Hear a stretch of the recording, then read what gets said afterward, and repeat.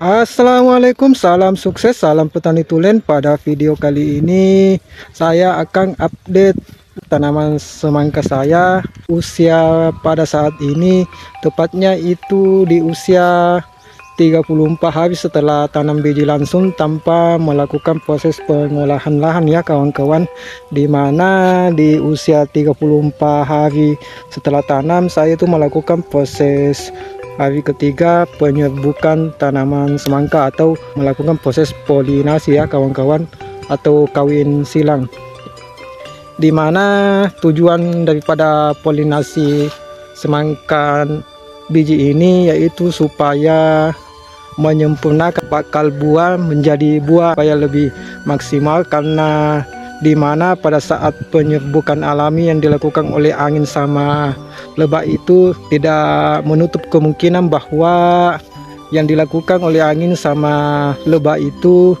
tidak semuanya dipolinasi atau diserbuk oleh lebah dan angin ya kawan-kawan. Jadi untuk memaksimalkan proses penyerbukan atau proses polinasi ini saya lakukan secara manual dengan menggunakan tangan, dimana tepatnya hari ini sudah hari ketiga saya melakukan proses polinasi ya kawan-kawan.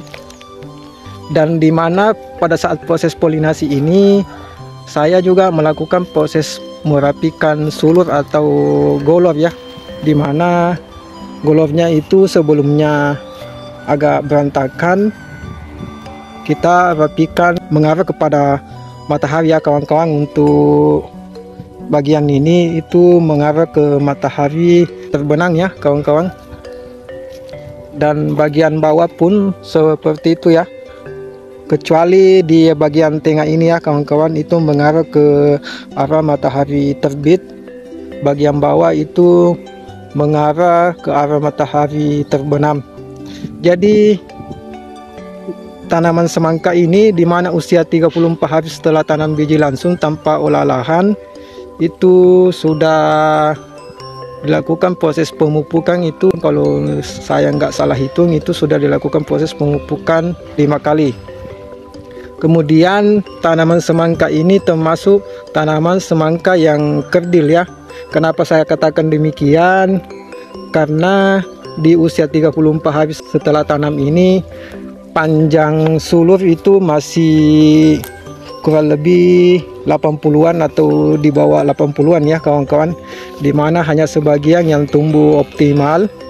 Itu dikarenakan tanaman semangka ini kurang suplai air ya, dimana pada saat tanam itu tidak pernah hujan deras, pernah hujan tapi hanya gerimis, dimana kawan-kawan bisa lihat sendiri bongkahan tanahnya itu tidak hancur karena tidak ada hujan deras. Di area bagian sini akar itu sulit menembus tanah disebabkan oleh tanah yang kering ya kawan-kawan, sehingga akar tanaman sulit menembus tanah. Itulah yang menjadi penyebab tanaman ini tumbuh kerdil karena kurang suplai air ya kawan-kawan.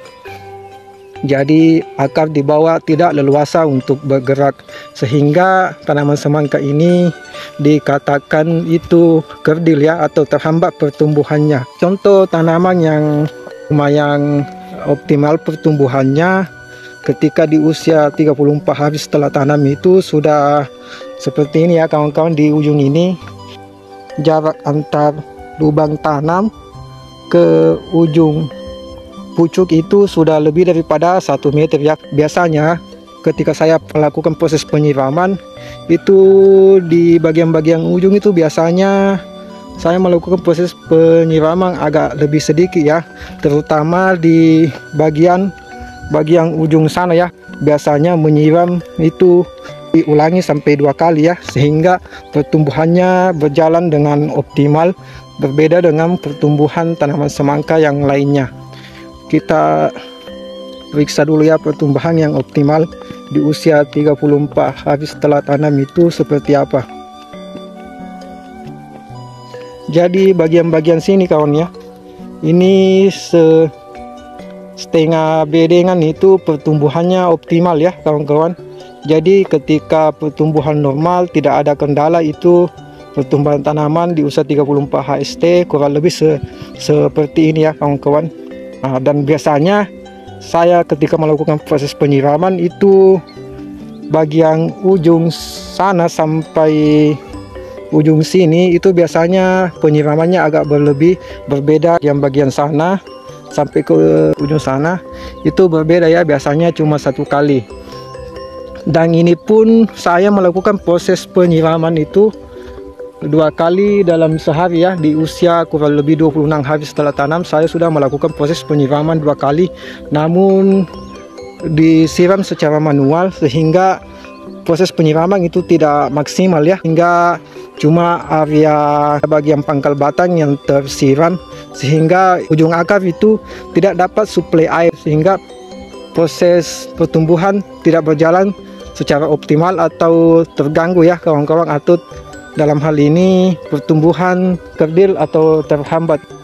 Jadi proses polinasi kawan-kawan, nanti saya tunjukkan videonya bagaimana saya melakukan proses polinasi.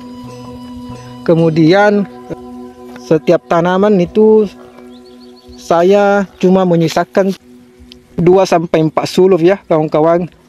Ketika sulurnya bagus cuma 2, saya cuma sisakan 2. Ketika sampai 4 atau lebih daripada 4 sulurnya bagus, itu saya tetap sisakan 4 ya kawan-kawan. Dan semoga saja di masa generatif ini ada hujan nantinya ya kawan-kawan, supaya proses pembesaran buah nantinya tidak terhambat, sehingga buahnya meskipun tidak maksimal tapi buah standar itu sudah cukup lumayan ya kawan-kawan, karena ini pertumbuhan tanaman tidak memungkinkan untuk mendapatkan buah yang super atau buah grade A ya kawan-kawan. Jadi minimal grade B ke bawah itu sudah lumayan ya kawan-kawan. Dan semoga saja ada hujan yang deras yang mampu membasahi seluruh permukaan bedengan sampai kurang lebih 25 cm dari permukaan bedengan ini, sehingga bagian ujung-ujung akar itu semuanya basah dan pertumbuhan akan berjalan optimal ya, atau tidak mengalami proses penghambatan tumbuh dan tanaman tidak mengalami kerdil lagi. Ini bukan hanya disebabkan oleh air hujan yang tidak ada atau kurangnya penyiraman, tapi sebagian juga disebabkan oleh hama kutu putih ya. Namun hama kutu putih tidak terlalu menjadi sebab utama yang menyebabkan tanaman semangka ini terhambat pertumbuhannya, tapi yang menjadi sebab utama tanaman semangka ini terhambat pertumbuhannya yaitu kurang penyiraman. Tadi sebelum saya melakukan proses penyiraman di siang hari itu, mulai dari jam 10 ke atas sampai jam 3 itu biasanya ini tampilannya layu ya, atau seperti mau mati. Dia baru segar kembali itu setelah matahari sudah reda atau sekitar jam-jam 4 atau lewat ya kawan-kawan, baru pertumbuhannya segar kembali. Jadi itu menandakan bahwa tanaman ini kekurangan air.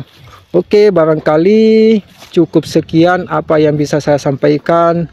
Untuk kekurangannya mohon maaf. Jangan lupa like, komen, dan subscribe channel ini untuk informasi selanjutnya apa yang saya lakukan di lahan budidaya semangka ini.